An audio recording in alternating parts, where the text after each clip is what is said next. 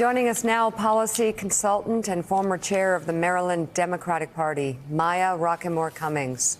She resigned from the post on Monday and is now running for the congressional seat vacated by her husband, Congressman Elijah Cummings, who died last month. And Maya, it's good to see you again.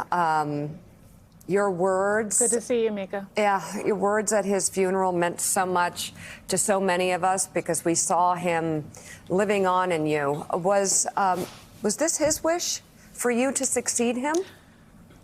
So we did talk about it, and he said that he thought that I would be a natural successor to him. So, you know, we talked about it. And, you know, when we met, I was in the fight working on Capitol Hill on House Ways and Means Committee, then for Charlie Rangel. You know, our relationship blossomed into a friendship and then a romance, and then we got married in 2008. And I've been fighting alongside Elijah all these years and doing my own work, you know, to defend and protect and expand Social Security, to make sure our kids have healthy, nutritious meals and safe places to play and exercise. I have a body of work that shows that I can work across sectors and get things done. I'm ready to roll up my sleeves and help the Baltimore region because we need change, and I think that I can lead that. Wonderful. Well, you know, we loved meeting you at our wedding, and we're so honored that you were there along with Elijah.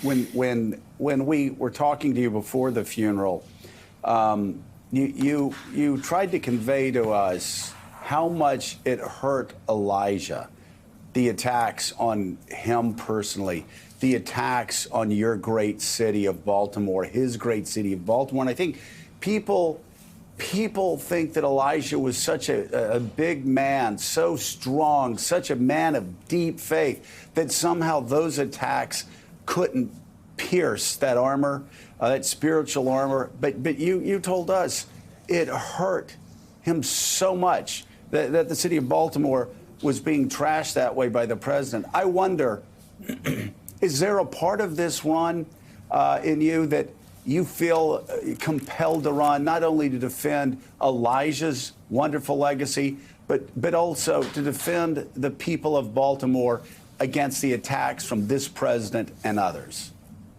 Not just the people of Baltimore, but the people of the United States of America and, frankly, the world. This is the most dangerous regime in the history of this country. These people had launched a campaign of terror against Elijah. This is a public servant. My husband was a public servant who cared deeply about this country, who wanted to make sure our democracy was left intact so that our children would have an opportunity to live their best lives. And this administration, piece by piece, is trying to tear apart our Constitution, our democratic norms. And certainly, you know, Elijah was on the front lines of trying to uncover the corruption. And so the campaign of terror that this administration launched included all kinds of nefarious things. And so, you know, what you all saw in the public with regards to, the president's public attack on the city of Baltimore and Elijah was just the tip of the iceberg. And so, you know, Elijah was a man of deep empathy. He felt deeply. And, you know, certainly in the last months of his life, it did not help that the attacks were coming from the highest office in the land and against our democracy and certainly my great husband. Maya, good morning. It's Willie Geist. It's great to have you on the show this morning. I want to remind our viewers you're no political novice. You were the chairwoman of the Maryland Democratic Party. You know how the state works. You know how Baltimore works. What would be for you in this campaign the top one or two issues? Because even as your late husband acknowledged, Baltimore has its problems with violence and poverty. Where would you go at the beginning of your campaign? What do you think is top of mind for people in your district? Economic security and economic development are number one. Number two is health. I mean, and I'm not talking just health care access. I'm talking about public health. Gun violence is a public health matter. And certainly we need to understand that public safety is a big deal. And with that, you know, universal access to health care. We need to make sure that we cover all people. We have an opioid crisis in the city we need to address. And certainly education. There are too many people young people who are being left behind. I'd never forget when a young man came up to Elijah and said, you know, I wake up every morning here in Baltimore City feeling like I'm in a coffin, and I spend my day trying to claw my way out. That is simply unacceptable in American city, in the richest country in the world. We need to do better. We must do better. And so the fight continues. My goal is to build on Elijah's legacy and lay down my own markers. I mean, this is all important for the future of the city and the region. And I look forward to helping Baltimore prosper. 100%. Maya, Reverend Al Sharpton has a question for you. Reverend Al?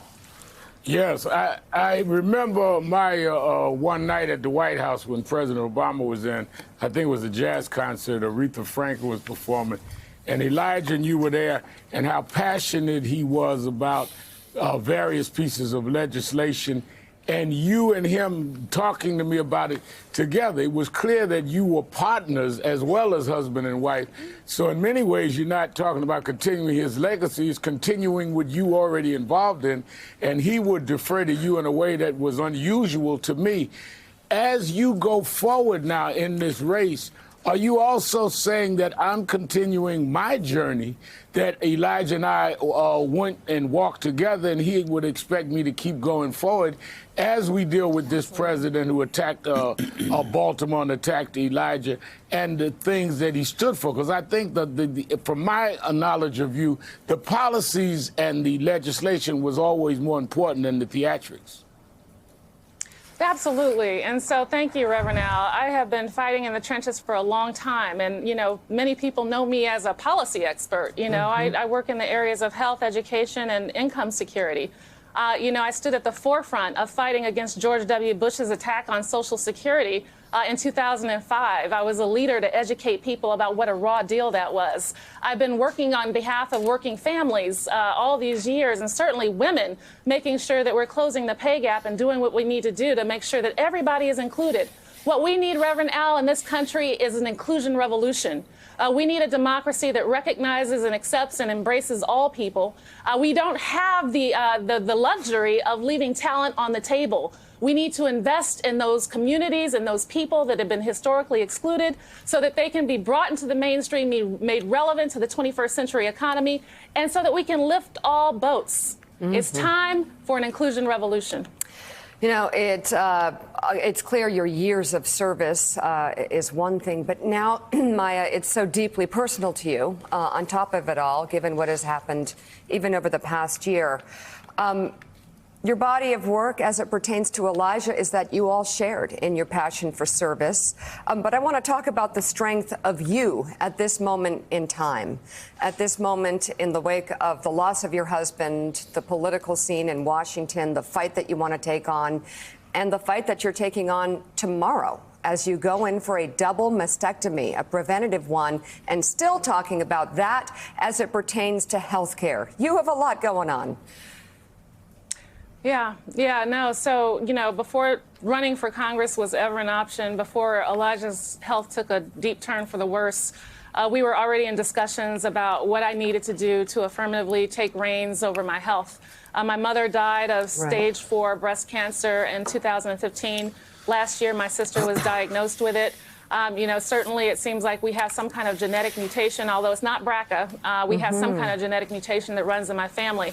So I decided, along with Elijah, we worked together to make the decision that I was going to get a preventative double mastectomy, and that is tomorrow.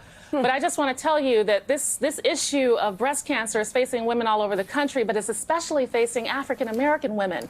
We die at younger ages. We have later diagnoses. And so by the time we're diagnosed, you know, we unfortunately, it's too late.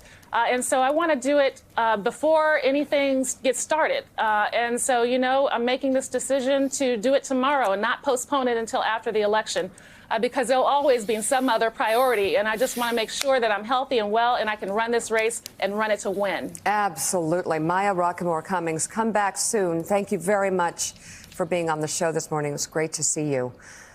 Reverend Al, thank you as well. And still ahead, despite Turkey's deadly offensive in northern Syria, President Trump told reporters yesterday he believes President Erdogan has a great relationship with the Kurds. We'll talk to a member of the Senate Foreign Relations Committee, Chris Murphy, about that, and legal analyst Neil Katyal with his take on yesterday's impeachment hearing. That's ahead on Morning Joe. Thanks for checking out MSNBC on YouTube, and make sure you subscribe to stay up to date on the day's biggest stories. And you can click on any of the videos around us to watch more from Morning Joe and MSNBC. Thanks so much for watching.